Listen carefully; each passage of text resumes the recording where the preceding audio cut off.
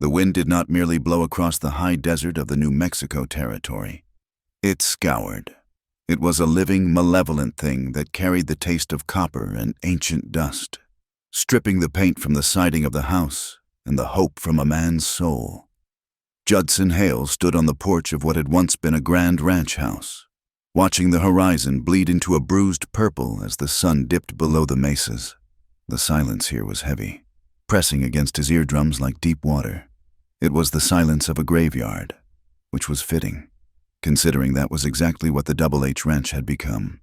He was 40 years old, though the sun and the whiskey had carved deep ravines into his face, making him look 10 years older. His hands, resting on the rough railing, were calloused maps of hard labor and violence. He wore his solitude like a heavy coat.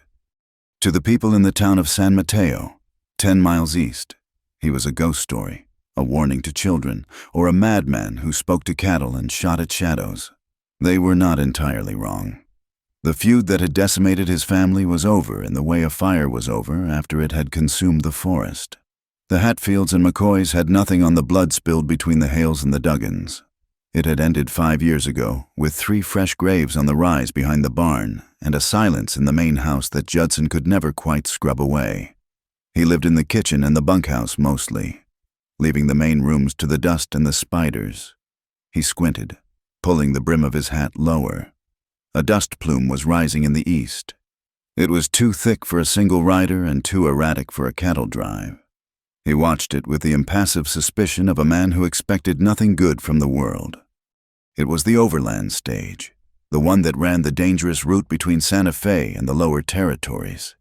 It was limping, listing heavily to the left. Even from this distance, the crack of wood splintering echoed across the canyon floor.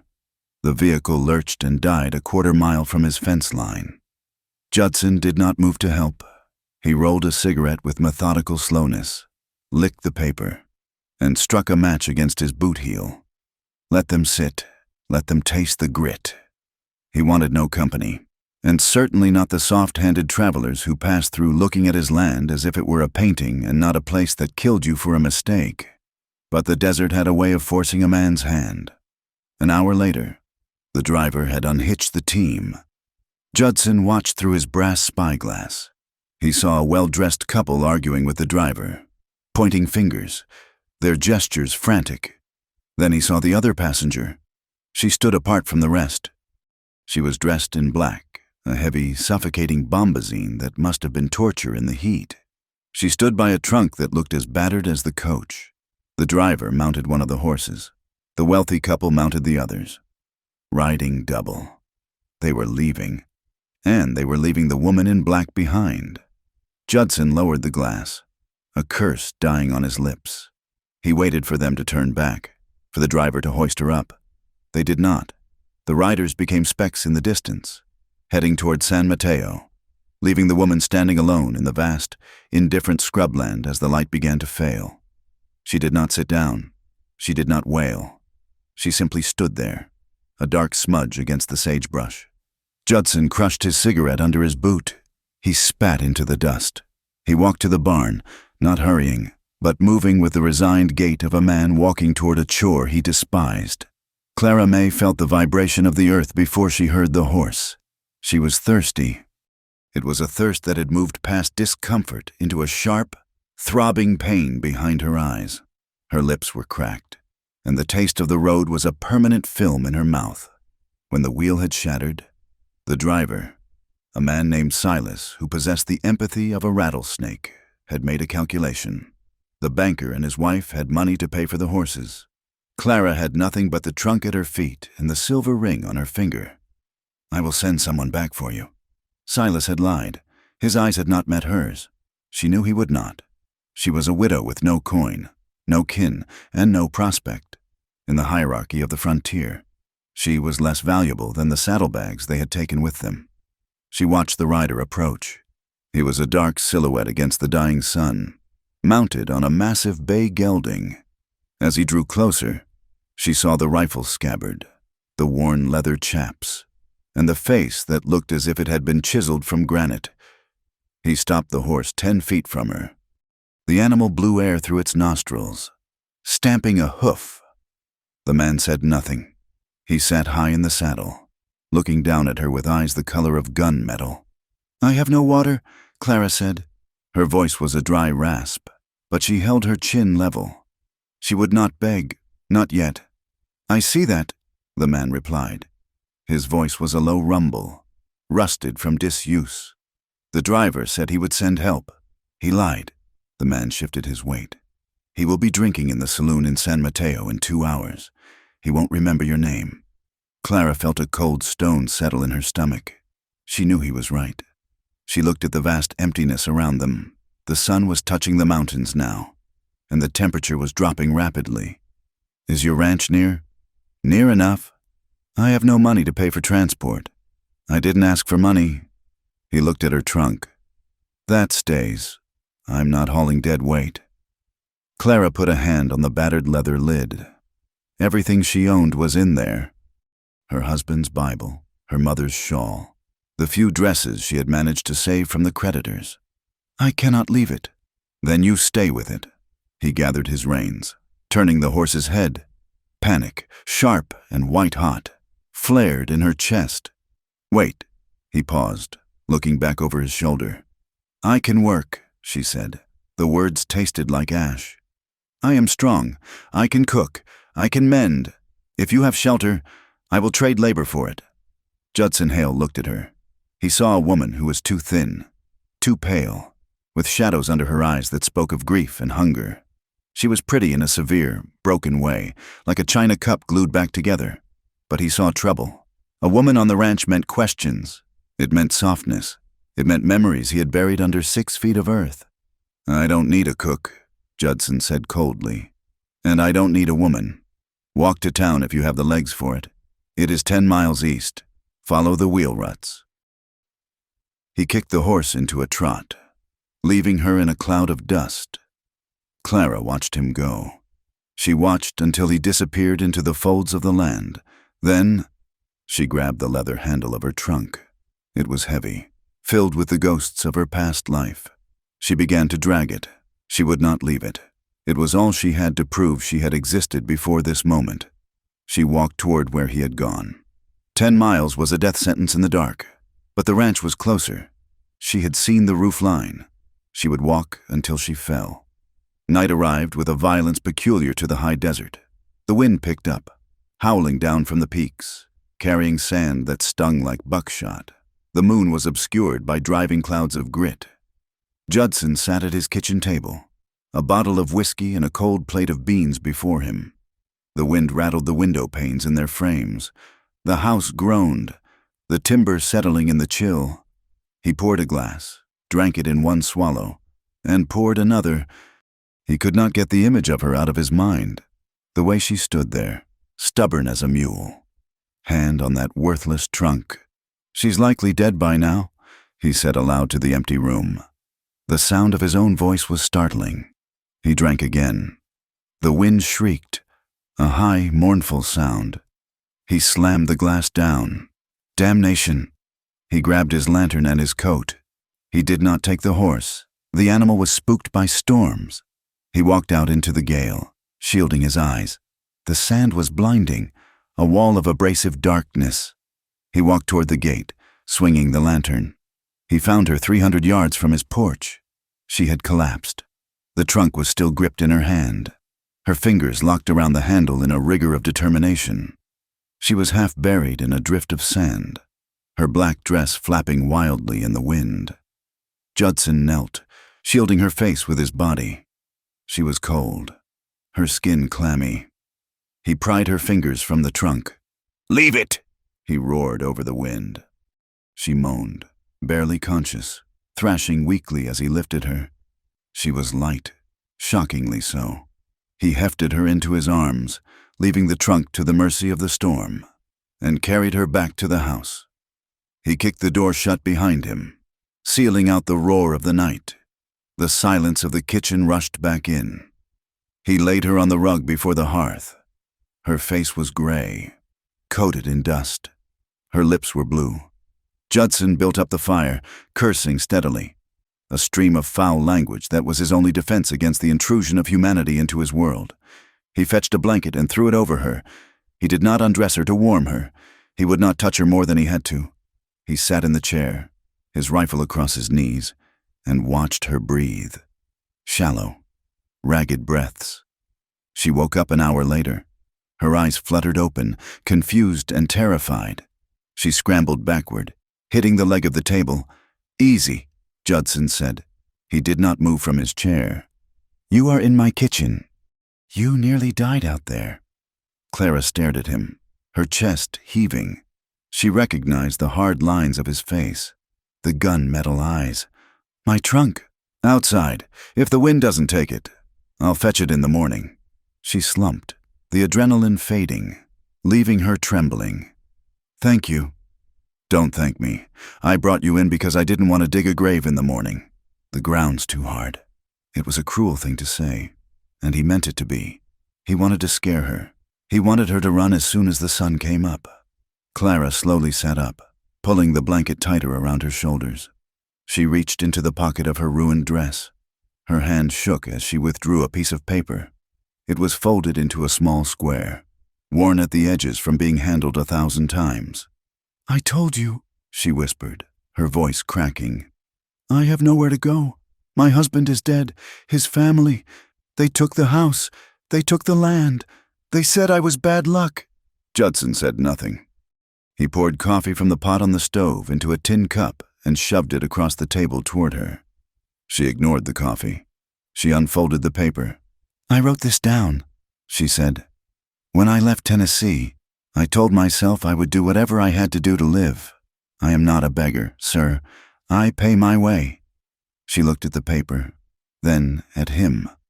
Her eyes were dark, brimming with a terrified resolve. She read aloud, "3 times a day, I will be your wife." The silence that followed was louder than the storm outside. Judson stared at her. He looked at the paper, then at her face. A harsh, barking laugh erupted from his chest. It was a sound devoid of humor. "Lady," he said, leaning forward, the firelight casting deep shadows in the hollows of his eyes. "This ain't a church, and I ain't no groom. You think I want a wife? I can barely tolerate a dog." Clara did not flinch. She did not lower her gaze. "I do not mean love," she said. "I do not mean romance. I mean the duties of a wife. I will cook. I will clean this house. I will mend your clothes. I will tend your garden. And I will warm your bed 3 times a day, if that is the cost of a roof." Judson recoiled as if she had slapped him. The bluntness of it, the transactional coldness of it, shocked him. He looked at her, really looked at her. She was trembling, not from cold, but from shame. She was offering the only thing she had left, stripping away her dignity to survive. "You think you can just walk in here and sell yourself like cattle?" Judson growled. "I ought to throw you back out in the storm." "But you won't," she said softly. "Because you are angry, but you are not a monster. I see that." Judson stood up, the chair scraping loudly against the floorboards. He paced to the window, looking out at the blackness. He was lonely, God. He was so lonely it felt like his bones were hollowing out. But this was madness. "One night," he said, his back to her. "You stay tonight. The storm will break by dawn, maybe 2 nights, to get your strength back. You work for your keep. You clean this sty of a kitchen, but keep your wife duties to yourself. And after 2 days, then you move on. I'll take you to town." "I have nothing in town," she said, "but I accept your terms for now." Judson turned back. She had finally picked up the coffee cup. She drank it with both hands, the steam rising around her face. She looked like a child and an old woman all at once. "Sleep on the rug," he said roughly. "Don't go wandering the house." He went to his room and locked the door. He did not sleep. He lay on his bed, listening to the wind, aware of the stranger in his kitchen, aware of the strange, terrifying offer hanging in the air. 3 times a day. Morning broke with a deceptive calm. The wind had died, leaving the world scoured and bright. The sun was a pale disk rising over the purple bruises of the distant mountains. Judson walked into the kitchen. Rubbing the sleep from his eyes, he stopped dead. The kitchen was different. The table had been scrubbed. The floor was swept. The ashes had been cleared from the hearth and a fresh fire crackled. The smell of bacon and strong coffee filled the air, masking the scent of old dust and stale whiskey. Clara was standing by the stove. She had found an apron somewhere, likely one that had belonged to his mother. It was too big for her, wrapped twice around her waist. Her black dress was brushed clean of the worst of the mud, though it was still wrinkled. She turned as he entered. Her face was pale, but her eyes were clear. She held a mug of coffee out to him. Judson took it, wary. "I told you, I don't need—" Clara stepped forward. Before he could react, she stood on her tiptoes. She placed her hands on his shoulders. Her touch was light, tentative, but firm. She leaned in and pressed her lips to his rough, unshaven cheek. It was not a lover's kiss. It was precise, deliberate, a seal on a document. She pulled back, looking him in the eye. "That is once," she whispered. Judson stood frozen, the coffee cup halfway to his mouth. The spot on his cheek burned. He wanted to shout at her, to tell her to stop this foolishness, but the words stuck in his throat. He looked at her, really looked at her, and saw the steel rod that ran through her spine. She was keeping her word, even if he had not agreed to the terms. "I told you," he rasped, stepping around her to get to the door. "I don't want it. Drink your coffee," she said, turning back to the bacon. "It is hot." He fled to the porch. He sat on the steps, his heart hammering against his ribs like a trapped bird. He touched his cheek. The land stretched out before him, dry and cracked like an old boot. The cattle were scattered, searching for the sparse tufts of yellow grass that poked through the red dirt. A coyote yipped somewhere in the distance, a lonely, high-pitched cry that usually echoed the emptiness inside him. But today, the silence was broken by the clatter of pans from the kitchen. The isolation of the ranch was usually a physical weight. The wind howled constantly, a ceaseless reminder that humans did not belong here. The days were long stretches of heat and labor, the nights longer stretches of memory and regret. He drank the coffee. It was better than the swill he made. Judson spent the day fixing the corral fence, working with a ferocity that exhausted him. He wanted to be away from the house. He wanted to forget she was there, but he found his eyes drifting toward the windows. She was not idle. He saw her dragging rugs onto the porch to beat the dust out of them. He saw her hauling water from the pump, her thin frame straining with the buckets. She worked like a woman who was terrified that if she stopped, she would cease to exist. In the afternoon, he saw her walking down to the creek that cut through the lower pasture. He should have looked away.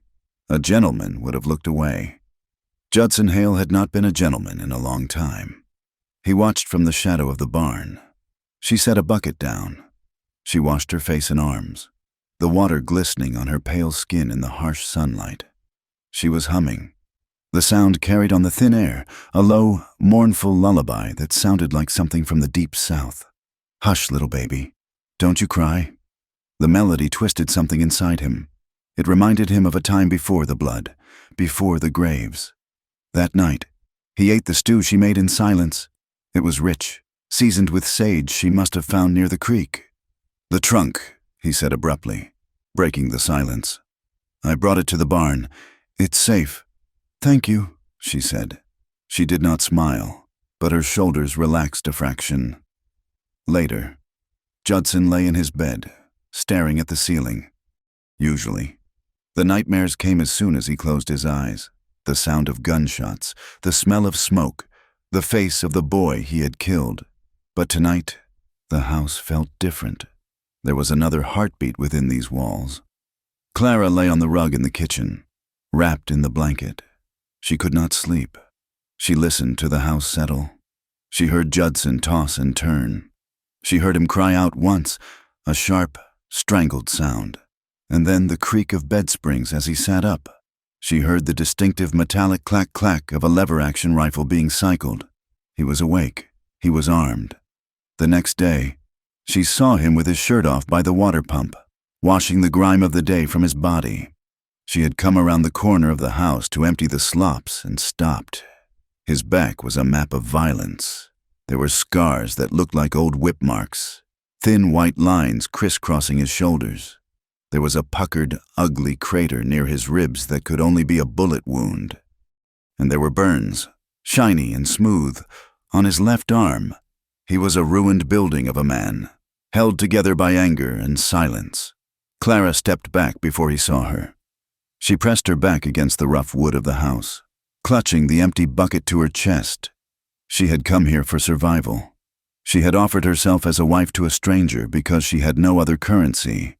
She had expected a brute, or a lecher, or perhaps a simpleton. But Judson Hale was none of those things.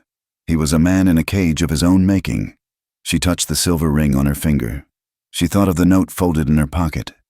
3 times a day, she took a breath, steeled herself, and walked back into the kitchen to start the fire for the noon meal. She would keep her bargain. She would force life back into this dead place, even if it killed her. Judson came in 10 minutes later, his shirt wet and clinging to his skin. He looked at her with that same wary suspicion. "Stew is warm," she said. He nodded. He sat. Clara walked over to him. She placed a plate of cornbread on the table. Then she leaned down. He flinched, just slightly. She kissed his forehead this time. It was cool and damp from the water. "That is twice," she whispered. She turned and walked out the back door before he could say a word, leaving him sitting there, the taste of cornbread in his mouth and the ghost of her touch burning on his skin like a brand. The 2 days turned into a week. The week began to bleed into a second. Clara May did not just clean the kitchen, she laid siege to the entire house. She moved with a quiet, relentless energy that Judson found both unnerving and, to his deep shame, comforting. She beat the dust of 5 years out of the rugs in the parlor, a room he had not entered since the funeral. She scrubbed the windows until the harsh, bright sun streamed in, illuminating the layers of grime and neglect. She found his mother's lye soap recipe in a kitchen drawer and spent a day rendering fat, the smell sharp and clean.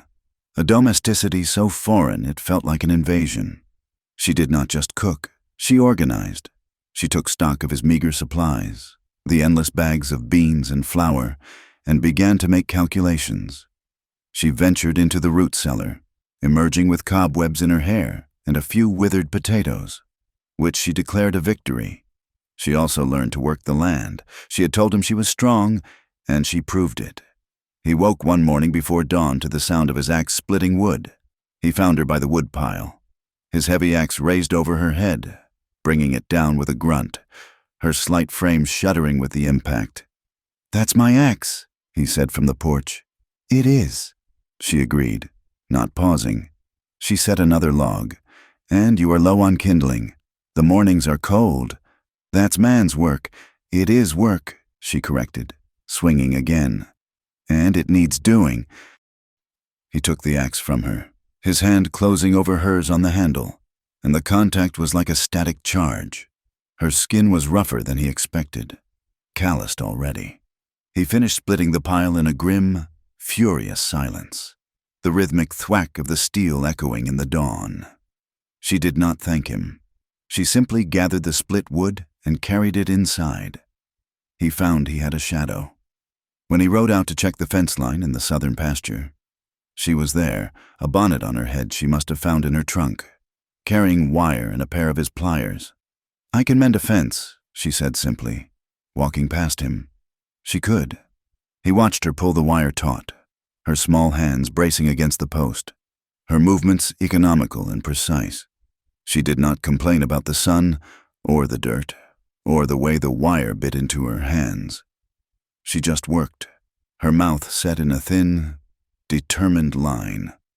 Judson was slow to thank her for any of it. To thank her would be to admit she was useful. To admit she was useful would be to admit he needed her. And Judson Hale needed no one. He told himself this every morning. He found himself watching her. He watched her hang his long johns on the line, the gesture so mundane, so wifely, that it made his stomach clench. He watched her as she sat on the porch steps in the evening, brushing her long, dark hair, the strands catching the fading light like threads of copper. He remembered other hands, softer hands. The memory would hit him without warning. Usually when he saw Clara, he would be mending a bridle in the barn, the smell of leather and hay filling his nostrils. And he would look up. Clara would be gathering eggs from the hen house, her head bent. And suddenly, she would be Eliza. Eliza, with her bright corn silk hair and a laugh that sounded like wind chimes. Eliza, who had been promised to him since they were children. She had been the reason this ranch existed. His father and her father had shaken hands on the land, a truce sealed by a future marriage. Then the Duggans had come, claiming the water rights to the Cimarron Creek, the lifeblood of both ranches. Judson would drop the bridle, his hands shaking. He would see the scene play out behind his closed eyelids, as vivid and terrible as if it were happening again.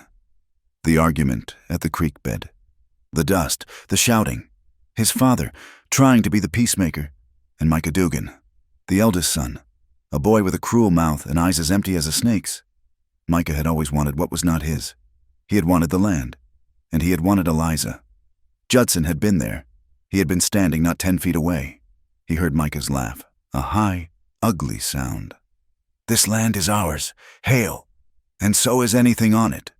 He saw Micah's gaze land on Eliza, who was standing by the wagon. He saw his own fiancée, brave and foolish. "Step forward. You have no right. Micah Dugan, this is Hale land." "It's all just dirt, Ellie," Micah had said, patting the pistol on his hip. "And we're all just waiting to be planted in it." Then the flash, the boom that echoed off the canyon wall. Eliza crumpled. Not a dramatic fall, just a simple folding, settling into the dust, a dark stain spreading on the bodice of her blue gingham dress. Judson's own rifle had been in his hand before he knew it. He didn't remember aiming. He just remembered the look of stunned surprise on Micah Dugan's face as the first bullet took him in the chest, and the second in the throat. Judson had not stopped there. He had hunted the Duggans. He had retaliated, as the old book said, an eye for an eye, until the feud had burned itself out. Leaving 2 families in ruins and 3 graves on his hill, he would open his eyes, the barn silent save for the shifting of the horses. Clara would be gone, back to the house. But the guilt remained, a sickness in his gut. He had avenged Eliza, and in doing so, he had killed the last part of himself that was human. Love was a weakness. It invited the knife. It was a vulnerability that always ended in blood and dust. He fought this thawing sensation with a grim purpose. He became harder, colder. When she asked him a question, he gave a one-word answer. When she set his plate before him, he did not look at her. He was trying to freeze her out, to make the ranch so cold that she would leave of her own accord. But Clara was made of sterner stuff than he knew. A few days later, Judson was trying to break a half-wild bronc, a mean-eyed sorrel he had bought cheap. He was distracted, his mind still on the graves. The horse sensed his hesitation. It ducked its head, swapped ends, and threw him. He landed hard, the ground unforgiving. The impact sent a bolt of white-hot pain through his left shoulder, the one with the old bullet wound. He lay in the dust of the corral. The wind knocked out of him, cursing. Damnation. Hellfire! He heard the house door slam. Clara ran to the fence, her skirts hitched up. "Are you all right?" "I'm fine," he snarled, pushing himself to his feet. The pain was nauseating, a sharp, grinding ache. He waved her away. "Get back to the house. I don't need a nurse." He limped back to the barn, his pride as bruised as his shoulder. He managed to unsaddle the horse with his one good arm. His teeth gritted. That night, he sat at the kitchen table, trying to eat the stew she had made, but he could barely lift the spoon. The pain had settled into a deep, throbbing misery. He saw her watching him. "You are hurt," she stated. It was not a question. "I'm fine," he repeated. "You are a terrible liar, Mr. Hale." She disappeared into the back rooms and returned with a small, dark bottle. "My husband, Elias, he had pains. This is liniment. It smells foul, but it helps." I don't want it. Take off your shirt. He stared at her. Woman, I told you. Take off your shirt, she repeated, her voice quiet but unyielding. Or I will call you a coward as well as a liar. The challenge hung in the air. Judson felt a flash of fury, but it was overshadowed by the sheer exhaustion of the pain. With a growl, he unbuttoned his shirt, hissing as he pulled the fabric over his bad shoulder. The scars on his back were stark in the lamplight. Clara stood behind him, and he felt her go still. He waited for the gasp. The question, it did not come. She uncorked the bottle. The smell of wintergreen and camphor filled the room, sharp and medicinal. She poured the oil into her hands, rubbing them together. Judson tensed, his muscles rigid as stone. Her hands landed on his shoulder. They were not soft. They were chapped and strong from work, but her touch was surprisingly gentle. She worked the liniment into the knotted, scarred muscle, her thumbs pressing deep. It hurt like fire. But as she worked, the heat of her hands and the pungent oil began to unlock the knot. The pain began to recede, replaced by a dull, warm throb. Judson sat with his eyes closed, his head bowed. He had not been touched with kindness in 5 years. Not since Eliza. He was rigid, fighting every instinct that told him to lean into the touch. Her fingers traced the old, puckered scar of the bullet wound, then the thin, white lines of the whip marks. She said nothing. She just worked, her breathing soft and even in the quiet kitchen. After a long time, she capped the bottle. She moved to the wash basin, rinsing her hands. Judson slowly, carefully, moved his shoulder. The sharpness was gone. He could breathe again. He turned to look at her. She was standing by the sink, her back to him, drying her hands on the apron. That's, he began, but the word thanks wouldn't come. She turned. Her face was pale in the dim light, her eyes dark and unreadable. That is 3, she said softly. The words hit him like a physical blow. This was not a wife's duty. This was simple, human kindness. He had been so focused on the physical bargain she had offered. He had not recognized this. She had tended his wounds. She had shown him care. He put his shirt back on, his movements slow. He sat down, staring at the table. She did not go to her bed on the floor. She sat across from him, in the chair he usually occupied. You should leave, he said, his voice rough. This is no place for you. I have nowhere to go, she answered, the same words she had said the first night. Why? You're a young woman. You're decent. Why come west to this? Nothing? Clara looked down at her hands, folded in her lap. I told you I was married, to a preacher's son, Elias. She spoke to the table, her voice low. He was a good man, at first, quoted scripture, his father's pride, but he had a sickness for the bottle, and when he drank, the devil got in him. Judson watched her. He had seen men like that. He would preach on Sunday, his voice full of fire and brimstone. She continued. And on Monday night, he would use his fists to drive the sin from me. He said I was a temptation. He said I was the serpent in his garden. Her voice was flat, all emotion ironed out of it. When he died, he fell into the creek, drunk and drowned. His family, they are pious people. They said it was my fault, that my worldliness had dragged him to hell. They kept the farm. They gave me a train ticket west and told me never to come back. She finally looked up at him. I did not travel west to find a new life. Mr. Hale, I traveled west to disappear, to be somewhere no one knew my name. Or his. Judson stared at the woman across from him.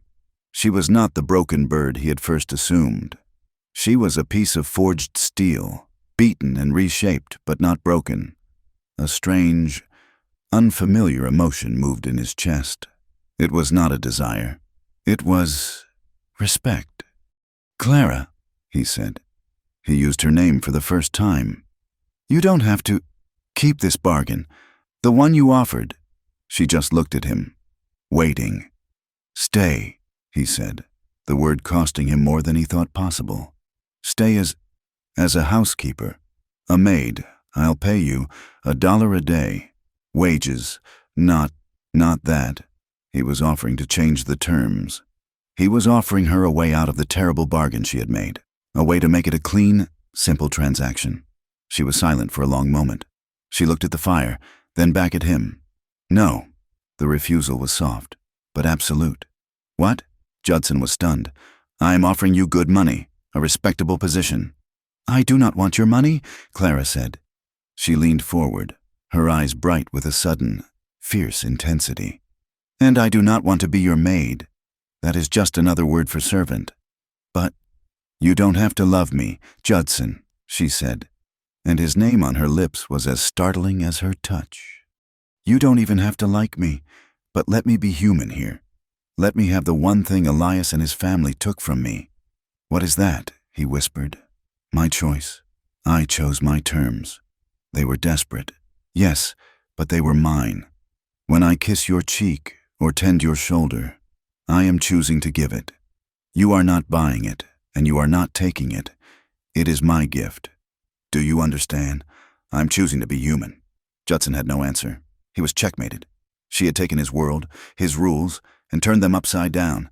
They sat in silence for another hour. The fire burned down to embers. The wind howled outside, a lonely, restless sound. Finally, Judson stood. He walked to the window, staring out at the dark, empty land. He felt her presence behind him, a small, warm weight in the cold room. He turned. She was standing only a few feet away, watching him, her face a question. He had not intended to. He did not know when he decided, but he was moving. He closed the distance between them. He reached out a hand, calloused and scarred, and touched her face. He ran his thumb along her cheekbone. She did not flinch. She just watched him. You are playing a dangerous game, he said, his voice a low rasp. I am not playing. She replied.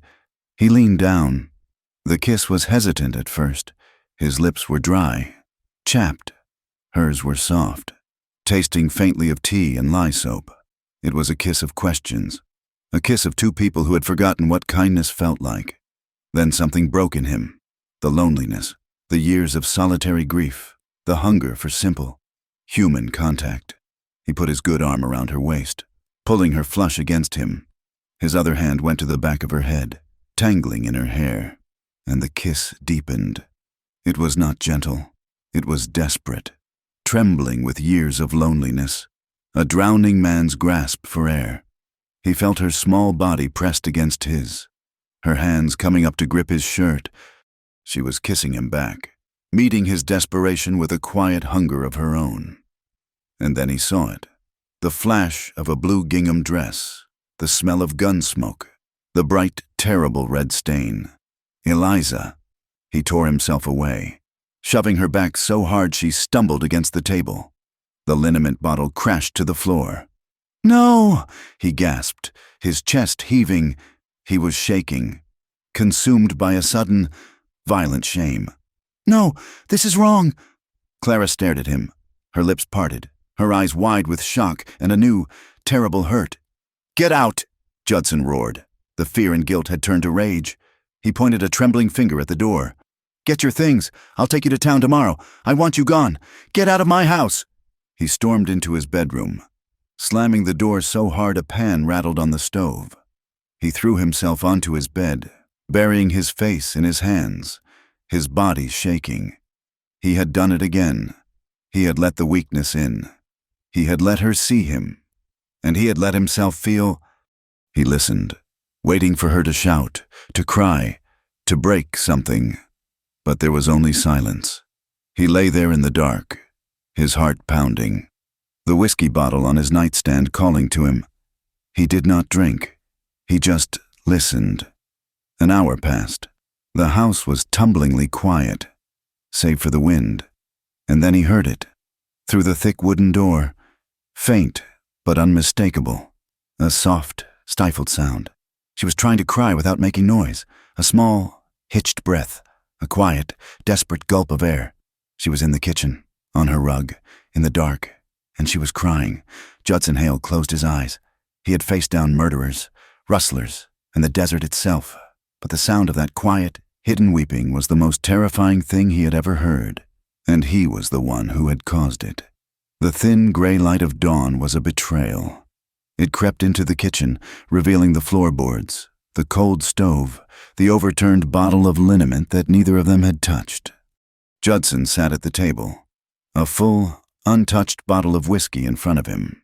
He had not slept. He had listened to the silence from his bedroom, a silence that was louder and more terrible than the weeping that had preceded it. He had waited for the sound of the door, for her to scream at him, to rage. Nothing, just the wind and the creak of the old house. Now, he heard movement, a soft stirring, the creak of a floorboard in the hall, then another in the kitchen. He did not look up. He kept his eyes fixed on the amber liquid in the bottle. Clara May walked past him. She did not look at him. Her face was pale, her eyes swollen and bruised with exhaustion, but her jaw was set. She went to the hearth, where the embers still glowed faintly. She added kindling, her movements precise, methodical. She pumped water into the kettle and set it to boil. Then she walked to the barn door, where she had left her trunk. She dragged it into the center of the kitchen. She opened the lid. Judson's hands clenched into fists on the tabletop. He was a coiled spring, every nerve alight with a toxic mix of shame, fury, and a fear so profound it tasted like copper in his mouth. He said nothing. He watched her from the corner of his eye. She began to pack. She folded the apron she had worn, the one that had belonged to his mother, and placed it inside. She folded the simple calico dress she had washed and mended. She packed the small tin of herbs she'd gathered from the creek. She was erasing herself from his home, piece by piece. Each folded item was an accusation. Each step she took was a judgment. He told himself this was what he wanted. He had ordered her to leave. He had pushed her away because she was a weakness, a crack in the wall of his defenses. Good. Let her go. Let him return to his silence, his ghosts, his numb, safe misery. She closed the lid of the trunk. The sound of the latch clicking shut was a death knell in the quiet room. She did not try to lift it. She knew she could not. She walked to the back door, put on the threadbare coat she had arrived in, and walked out. Judson sat there, frozen, for a count of 10. He heard the scrape of her boots on the hard-packed earth. She was not going to ask for his help with the trunk. She was not going to ask him to take her to town. He looked through the window. She was walking toward the barn. She's going to take a horse, he thought, a sudden, cold panic seizing him. She was going to saddle his mare, the one he favored, and ride away. He would be alone. The realization hit him not as a relief, but as a physical, suffocating blow. She was leaving, like Eliza, like his father, like his brother. Everyone who got close to him was consumed, and now she was escaping. He was on his feet before the thought had fully formed. The chair crashed backward onto the floor. He was out the door in 2 strides, his long legs eating up the distance to the barn. She was inside, in the dim, hay-scented air. She had a bridle in her hand, her arm outstretched toward the mare, who nickered softly. Judson slammed the heavy barn door shut. The boom of the impact was immense, shaking dust from the high rafters. The mare shied, pulling back with a snort of terror. Clara spun around, her hand flying to her throat, her eyes wide and dark in the sudden gloom. He stood there, backlit by the thin crack of light from the door he had just closed, a massive, terrifying silhouette. He was breathing hard, his chest heaving. "You were going to leave," he said. It was not a question. It was a statement of fact, an accusation.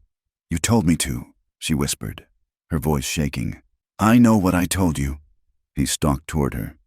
"You were gonna leave me, just like all the rest. You were gonna take the horse and run. I was going to town," she stammered, backing away until she hit the hard wood of a stall. You said you wanted me gone." "No." He was shaking his head, a wild, cornered look in his eyes. He was not seeing her. He was seeing Eliza's grave. He was seeing the empty chairs at his table. He was seeing 5 years of crippling, soul-eating loneliness. "No, you cannot go." He grabbed her. His hand closed around her upper arm, his fingers digging in like talons. She cried out, a small, sharp sound. He was strong, far stronger than her, and he dragged her from the barn, out into the bright, cold morning. "Judson, no, you are hurting me," she pleaded, stumbling to keep up with his frantic strides. He did not hear her. He was a man possessed, driven by a storm of fear, desire, and memory that had finally broken him. He hauled her back to the house, through the kitchen, past the trunk that stood like a tombstone in the center of the room. He dragged her down the hall to his bedroom. The room was stark, smelling of tobacco and old leather. The bed was unmade, the blankets twisted from his sleepless night. Bolted to the wall near the headboard was an old iron ring, once used for securing. He did not even remember. He threw her onto the bed. She landed with a cry, scrambling to get away, but he was on her. He had grabbed a length of chain from the porch, a heavy, rusted thing he used to drag logs. "No!" she screamed, the word finally erupting from her. She kicked, fought, her hands beating against his chest. It was useless. He was a man drowning in his own terror, and he was taking her down with him. He wrestled her wrist to the headboard, his breath coming in ragged, sobbing gasps. He looped the chain through the ring and around her small wrist, securing it with a heavy padlock. He stood back, the key in his hand, his chest heaving. Clara stared at him. She had stopped fighting. She was pulling at the chain, her movements jerky, her breath hitched. Then she looked at her wrist, at the cold, rusty metal. And then she looked at him. Her face was a mask of such profound, silent horror that it stopped his heart. There was no defiance, no anger, just the awful, uncomprehending terror of a person who has seen the face of a monster. You were gonna leave," he muttered, his voice shaking. He held up a hand, as if to ward her off, though she was the one in chains. You don't understand what that does to a man." He backed away, stumbling over his own feet. You made me feel again," he whispered. The accusation was terrible in its honesty. "You brought it all back. I was fine until you came. You cannot just, and then leave." He was at the door. Her silence was a physical weight, crushing him. "Judson," she whispered. His name was a broken sound. He could not bear it. He fled. He slammed the bedroom door shut, turned the key in the lock, and ran. He ran from the house. He ran until his lungs burned and the pain in his bad shoulder was a white-hot fire. He did not stop until he reached the high ridge, the one overlooking the entire valley, the one where the graves were. He collapsed by the 3 wooden crosses, his body convulsing. He was consumed by a tidal wave of guilt and shame, so vast it threatened to annihilate him. He had become Elias. He had become the brute. He had taken the one person who had shown him a flicker of kindness, and he had chained her like an animal. But even as the shame tore at him, a darker, more twisted logic fought for purchase. She was safe. She could not leave him. The panic that had been a constant companion for 5 years had receded, replaced by this sick, possessive calm. He had her. She was his. He spent the entire day on that ridge, at war with himself. The sun beat down, and he did not feel it. The wind picked up, and he did not notice.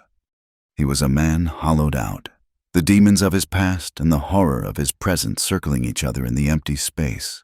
When the sun finally dipped below the horizon, painting the sky in bloody streaks of orange and purple, the chill brought him back. The cold snap of the high desert air. She was still there, chained. He had not given her food or water. The realization was a fresh blow.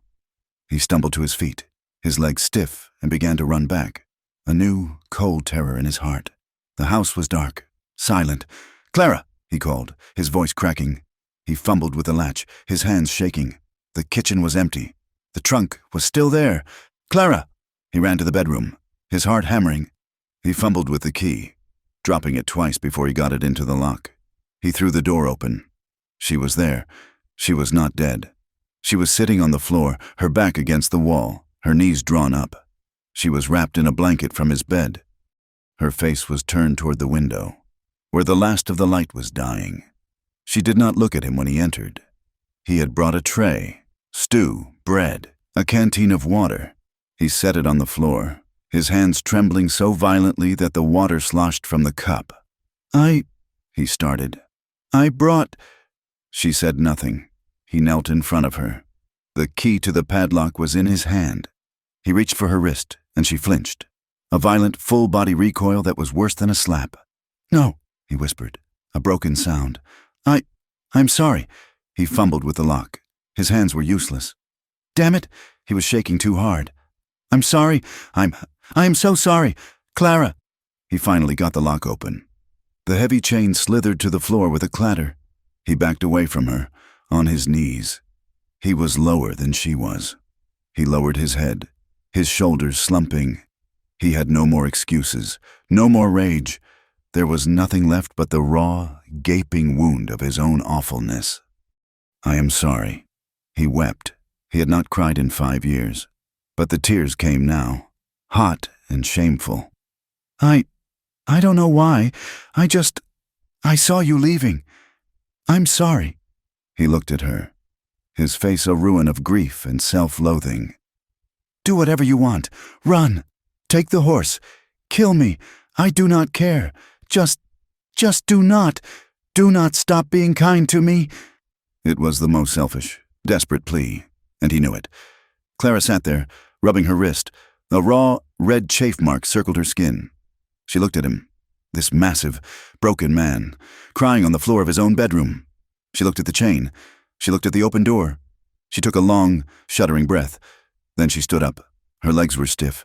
She pushed herself up, using the bedpost, the one she had been chained to, for support. Judson tensed, waiting. Would she run? Would she hit him? He deserved it. He deserved anything she chose to do. Clara May walked. She walked past the tray of food. She walked over the chain. She walked past him, her head high. She did not run. She walked out of the bedroom, down the hall, and into the kitchen. Judson followed her, stunned, his feet clumsy. She went to the sink and pumped water, washing her face, washing her wrist with a careful, steady hand. He stood in the doorway, a ghost in his own house, watching her. She went to the hearth, stoked the fire. She filled the kettle, set it on the hook. She took the loaf of bread she had baked the day before and a knife. She sliced 2 pieces, placed them on 2 plates. She found 2 mugs. She did all of this in a profound, deliberate silence. When the tea was steeped, she set the mugs on the table. She sat down, and she waited. Judson slowly, hesitantly, moved to the table. He did not sit in his chair. He stood, unsure, terrified. She looked up at him. Her eyes were not angry. They were not forgiving. They were something else. They were steady. That is once, she said, her voice a low rasp. The words hung in the air. He did not understand. Once what? She had not touched him. She just read to the empty chair. Sit, eat. He sat. He picked up the bread. It tasted like ash. She was reimposing her terms. He had broken her body, and she was answering with a ritual. It was the most profound act of defiance he had ever witnessed. The days that followed were a waking nightmare of tension. Judson moved his things to the bunkhouse. He did not sleep in the house. He could not. He gave her the entire house, his room, the bed he had defiled. He worked from before sunup until well after dark, driving himself to collapse. He did not touch her. He barely spoke to her. He left his apologies in the form of split firewood, full buckets of water, a brace of quail left on the kitchen steps. Clara did not leave. She spoke little. She cooked. She cleaned. She hummed her low lullabies on the porch. But something was different. She was no longer a guest. She was no longer a victim. She moved about the house with a quiet, certain ownership. He had locked her in, and in doing so, he had given her the keys. One evening, nearly a week later. He came back to the bunkhouse after dark, exhausted and covered in mud from repairing a break in the creek dam. She was there, sitting on his cot, a lantern lit beside her. He froze in the doorway. "What are you doing here?" "It is cold," she said simply. "The fire in the house is warm. You should sleep in your bed." "I cannot," he said, his voice rough. "Because of what you did?" He flinched. "Yes." "Then you are a coward," she said, not with malice, but with fact. "You are letting a memory chain you, just as you chained me." She stood up. She walked toward him. He backed away, but he was trapped in the doorway. "You are afraid of me," she said. "Yes," he admitted. She stood directly in front of him, so close he could smell the scent of sage on her skin. She looked up at his face, at the fear in his eyes. "Good," she said. She reached up, her small, chapped hands coming to rest on his shoulders. He was rigid, a statue of terrified muscle. She leaned in. She kissed him. It was not a forgiving kiss. It was not a passionate kiss. It was a kiss of intent. It was a kiss that said, "I am here. I am not broken. And I am still choosing." She pulled back. She looked him square in the eye. "Twice," she murmured. "That one word, that simple act, broke the last of his resistance. The shame, the fear, the loneliness. It all collapsed. He let out a breath he had been holding for a week. For 5 years. He reached for her, his hands shaking. He did not grab. He did not take it. His fingers gently touched her face. Her hair. "Clara," he whispered, his voice thick. He did not know who moved first, but suddenly he was kissing her back, and it was not the desperate, angry kiss of before. This was slow. This was vulnerable. He picked her up. She weighed nothing. He carried her out of the bunkhouse, across the yard, and into the main house. He carried her into his bedroom, to the bed that was the site of his greatest sin. He laid her down gently, his eyes never leaving hers. Are you sure?" he whispered, his voice trembling. For an answer, she just reached up and unbuttoned the top button of his shirt. They made love. It was slow and desperate and freighted with all the vulnerability of two ruined people. It was a clumsy act of grace. It was a search for comfort in a world that offered none. It was the taste of salt from her skin, the rasp of his beard, the creak of the iron bedstead. It was a mixture of profound pleasure, deep, aching grief, and a quiet, shuddering release. When it was over, they lay tangled in the sheets, the moonlight streaming in, painting her skin in silver. The house was silent. Judson turned his face away from her, toward the wall. His body began to shake. At first, she thought he was... She did not know what. Then she heard the sound, a low, guttural sob, torn from a place so deep inside him it had never seen the light. He was crying, not the hot, shameful tears of his apology, but the deep, racking sobs of a man who had been shattered and was only just now feeling the edges of his own pieces. Clara did not hesitate. She did not flinch from this raw, broken display. She moved. She rolled toward him, wrapping her arms around his shaking shoulders. She pulled his head, heavy with grief, onto her breast. She held him, her small body anchoring his large, trembling one. She stroked his hair, her own silent tears falling onto his head. She held him as he wept for Eliza, for his family, for the man he had killed, and for the man he had become. She just held him, in the bed where he had chained her, and let him break. The house settled into a new kind of silence. It was no longer the dead, hollow quiet of a tomb, but a fragile, breathing thing, like a skittish fawn that might bolt at a sudden sound. The morning after, Judson woke in his own bed, the sun streaming in. Clara was already gone, her side of the mattress cool. He found her in the kitchen, her back to him, kneading dough. Neither of them spoke of the night before, nor of the morning that had followed. The air was thick with things unsaid, with the shared vulnerability that was more terrifying to Judson than any gunfight. He did not go to the bunkhouse. He moved his few belongings back into the bedroom, placing his razor and his gun belt on the dresser. He found the heavy chain and the padlock on the floor where he had dropped them. He picked them up, the metal cold and obscene in his hands. He took them, not to the barn, but to the old, dry well behind the house, a dark pit that had not seen water in 20 years. He dropped the chain. He dropped the lock. He listened until the faint, metallic clatter echoed up from the blackness, and then he walked away.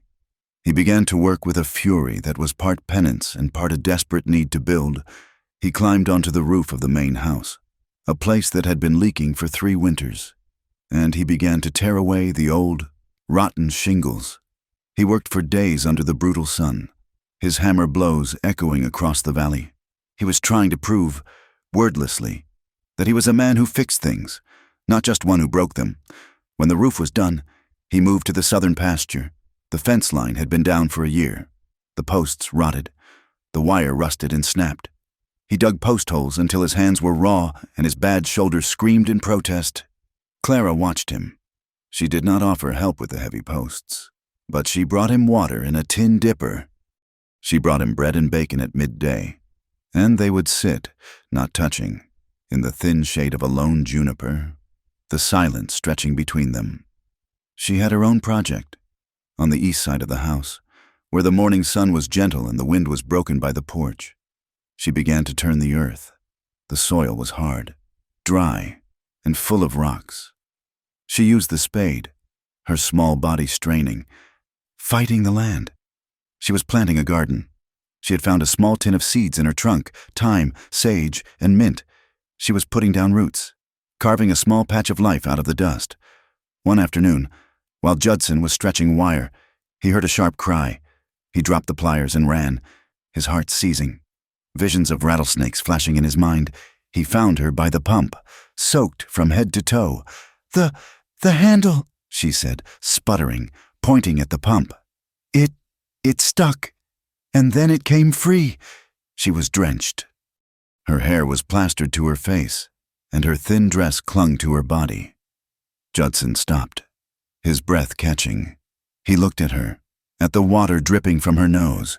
He had been so tense, so ready for violence, that the sight of her, so ridiculous and so mundane, broke something in him. He expected her to be angry or embarrassed, but she just looked at him, her lips pressed together, and then a small, sputtering giggle escaped her. She swiped the wet hair from her eyes. "I must look frightened," she said. "You do," he agreed. She laughed then, a real laugh, bright and clear as the water she was covered in. The sound was so foreign in that place, so unexpected, that Judson just stared at her. "Well," she said, a challenge in her eyes, "are you just going to stand there, or are you going to help me prime this thing?" He moved to the pump, and as he passed her, a short, rusty sound rumbled up from his own chest. It was a bark, a cough. He had not laughed in 5 years, and he had forgotten how. It surprised them both. And in that shared awkward moment, the fragile, breathing silence in the house finally settled. It decided to stay. They shared chores. They fell into a rhythm. He would split the wood. She would carry it. She would cook. He would clean the pan. They worked in silence, sometimes. But it was a comfortable silence now. The silence of 2 people working in tandem, a team. The nights were different, too. His nightmares did not stop. But when he woke, gasping and sweating, the smell of smoke and blood in his nostrils, he was not alone. He would feel a small hand on his arm, a quiet presence beside him in the dark. Clara would not coddle him. She would not whisper platitudes. She would simply say, "You are here, Judson. It is just the wind." And he would lie back down, and the ghosts would recede, held at bay by the simple, solid fact of her. One evening, he was in the kitchen, carefully cleaning his rifle, the pieces laid out on an oilcloth on the table. It was a ritual, a comfort, the familiar feel of the steel and wood. Clara was sitting by the fire, mending one of his shirts, her needle flashing in the lamplight. "The blue thread," she said, her head bent. "I cannot find it. I believe it is in the sewing box on the high shelf." Judson nodded, not looking up. "I will get it in a moment. Please," she said, her voice quiet but firm. "Hold this steady. Husband?" He froze. The rifle barrel in his hands suddenly felt slick. He looked up slowly. She had not raised her head. She was holding the torn shirt. Waiting. "What? What did you call me?" he said, his voice a low rasp. She finally looked up. Her gaze was level, her expression unreadable in the flickering light. "I called you husband. Is that not what you are? Clara, we ain't married. There was no preacher. There was no—" "There was a storm," she interrupted, her voice soft. "And a promise. And there was a chain. And then there was this. I am your wife, Judson. And you are my husband. In this house. To this land. That is what we are." She was not asking him. She was telling him. She was rewriting the terms of their bargain, not as a duty for survival, but as a simple, unadorned fact. He was confused. The word, husband. He had thought it was a word buried on the hill with Eliza. He had thought it was a word that could never apply to him, the killer, the madman. But hearing it from Clara's lips, it did not sound like a condemnation. It sounded like a statement, like, "The sky is blue," or "The fire is hot." It softened a part of him he thought was long dead. He stood, his joints cracking, and fetched the sewing box. He placed it in her hands. He did not say anything, but when he returned to his rifle, the gun felt heavier, and the cold, hard lines of his world seemed a little less certain. The fragile peace was broken by the sound of a wagon. Judson was in the barn, re-shoeing the mare. When he heard the rumble of wheels and the jingle of harness, he was instantly on edge. He grabbed his rifle from the hook and stepped out, squinting into the bright afternoon sun. A battered supply wagon, pulled by 2 tired mules, was rolling to a stop in his yard. The man at the reins was Jedediah Potts, a trader who ran supplies out to the remote ranches. Potts was a drunk, a gossip, and a man Judson had actively avoided for 2 years. "Well now, hail!" Potts boomed, his voice falsely cheerful. He was a large, unkempt man with a tobacco-stained beard. "Long time. No see. Thought maybe the coyotes had got you." Judson stood his ground, the rifle held loosely at his side. "State your business." "Potts." "Business. Always business with you. Hail." Potts wrapped the reins and heaved himself down from the wagon, landing with a grunt. He smelled of sour whiskey and old sweat. "Just making my rounds. Got powder, got shot, got flour from the new mill, got some ladies' fripperies too?" He winked, a grotesque gesture. It was then that the kitchen door opened. Clara stepped out onto the porch, shielding her eyes from the sun. "Judson, is everything—" She stopped. She saw Potts. Potts saw her. The trader's jaw went slack.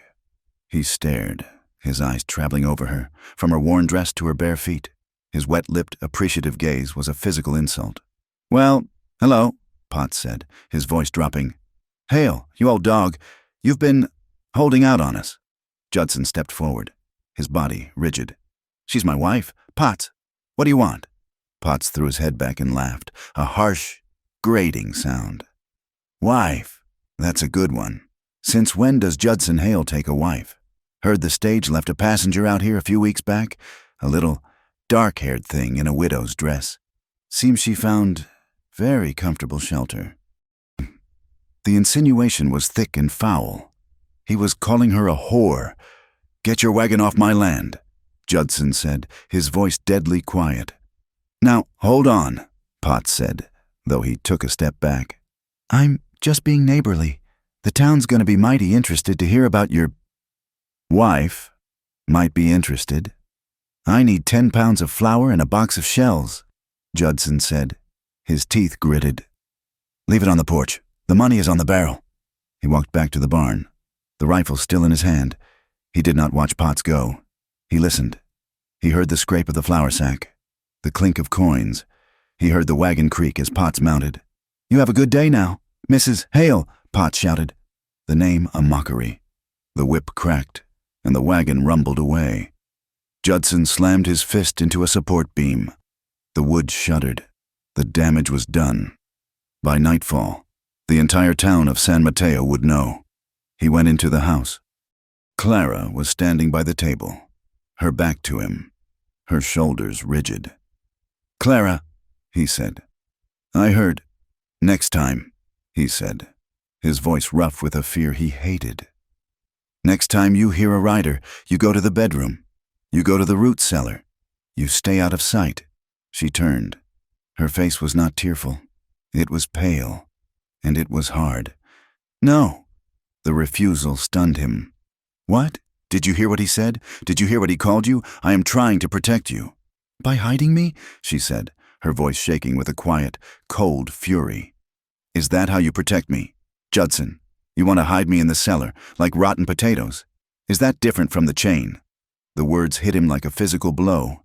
He reeled back. It was the same. It was the same fear, the same impulse to control, to lock away. "Clara, this ain't Tennessee," he pleaded, his voice desperate. "These are hard men. They'll talk. They'll come." "They called me a servant in my own home," she said, her voice rising. "They called me a jinx, a widow with bad luck. Now I'm a whore. It is just a word. It is a word men like Mr. Potts use to keep women hidden, or to justify taking what they want." She stepped toward him, jabbing a finger at his chest.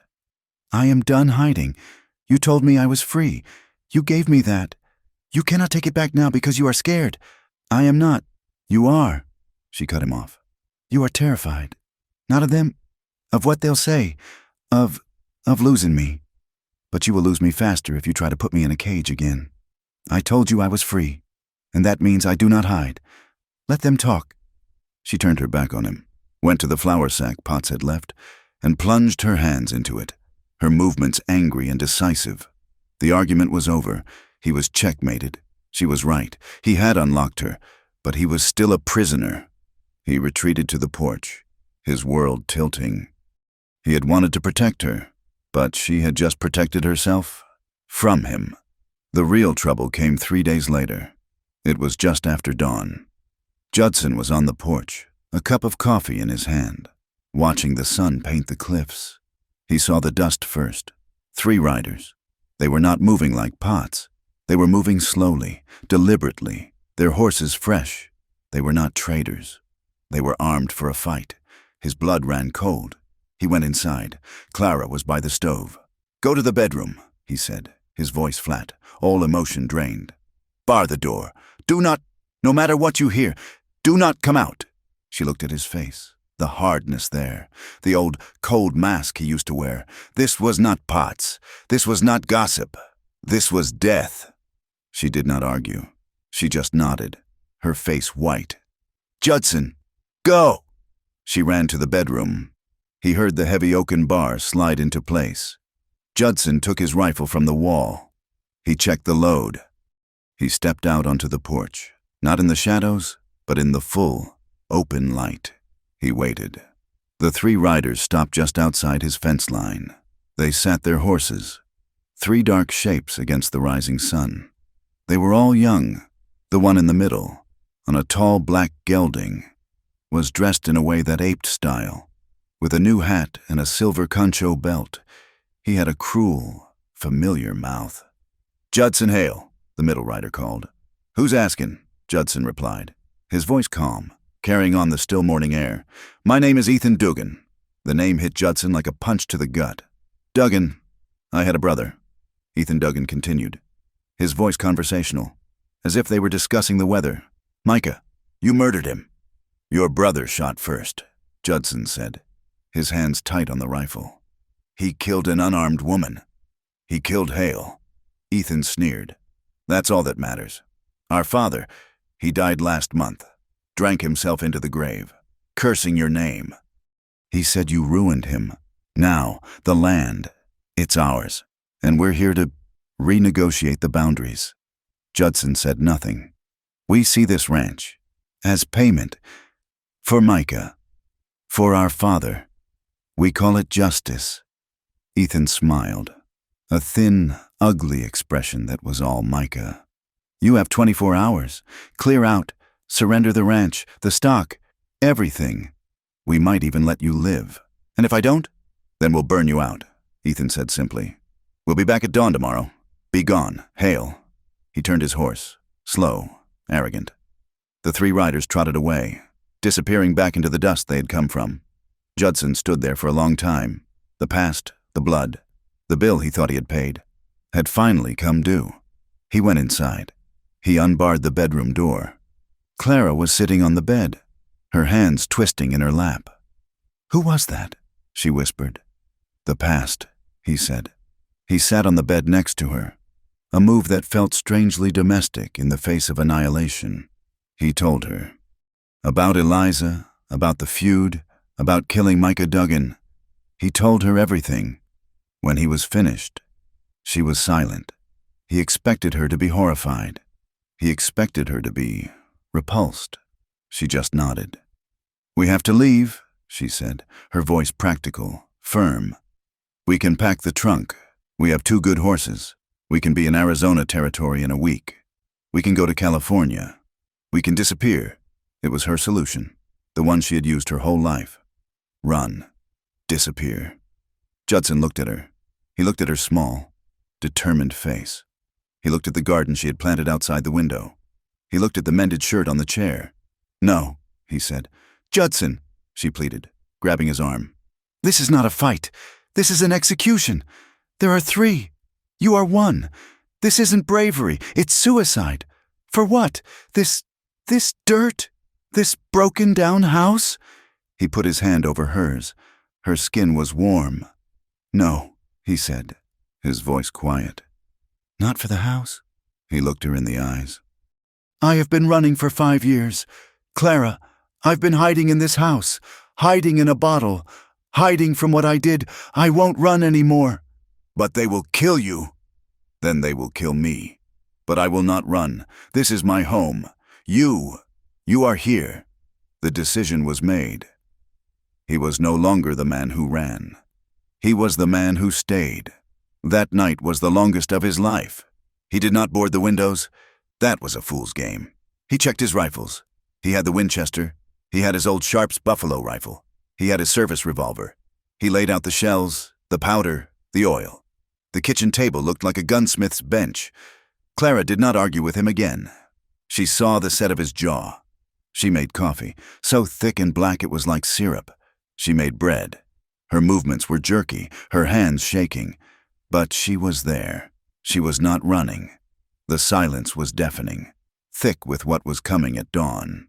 He stopped his work. He looked at her, standing by the stove, her silhouette cast long and thin by the lamplight.